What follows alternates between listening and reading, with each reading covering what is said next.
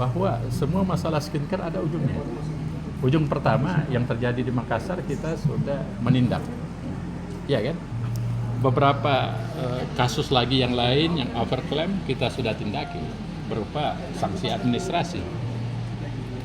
Ya, mengenai viral tentang skincare itu kan tetap ada ujungnya kan. Apresiasi dan aspirasi masyarakat tidak mungkin kita blok. Silakan, itu bagian apresiasi kami kepada keterbukaan publik. Tapi ada ujungnya semuanya, semua masalah ada ujungnya. Jadi saya mau katakan bahwa persoalan skincare ada ujungnya, case by case. Mengenai persoalan skincare sampai kapanpun tentu selalu akan ada, karena selalu ada aja, setiap produk ada komplain, ya kan? Contoh yang paling konkret, nggak usah skincare lah, persoalan makanan, misalnya suka makan makanan siap saji, ya kan itu selalu tidak berkesudahan. Ada yang katakan kalau makan siap saji di warung A ini sudah banyak yang datang, tetapi setelah itu pasti tetap ada juga komplain, itu kurang enak, kurang begini. Jadi isu tentang skincare sebetulnya ada ujungnya.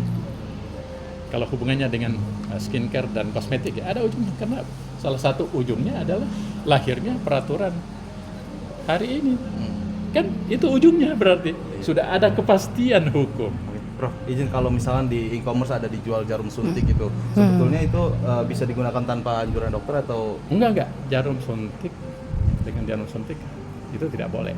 Ada tata caranya untuk mendapatkan jarum suntik, ada tata caranya untuk menggunakannya dan sebagainya. Selain itu sudah ada aturannya.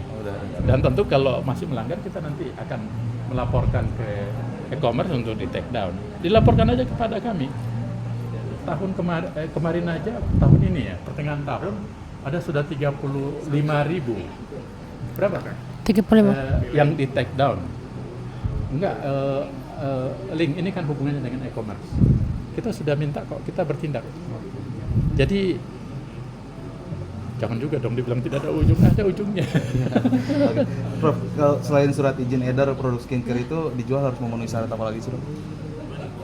Skincare kita harus paham, skincare itu ada dua.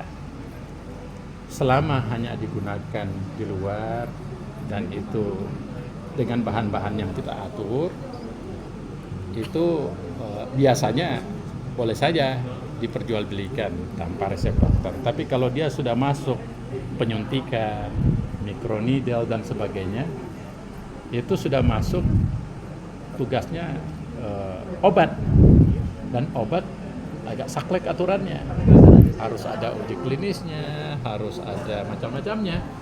Jadi itu yang kita sebut dengan bagian dari kelompok produk yang kita sebut dengan label K biasanya, atau label G kalau dulu ya, itu artinya berbahaya, dia tidak sembarangan dan kita sudah atur. Dok, terakhir mungkin saran dari BPOM untuk masyarakat agar tidak tertipu mafia ataupun skincare abal-abal gitu. Ya, skincare abal-abal kita artinya gini, yang berhubungan dengan skincare harus dibedakan ya, skincare dengan kosmetik.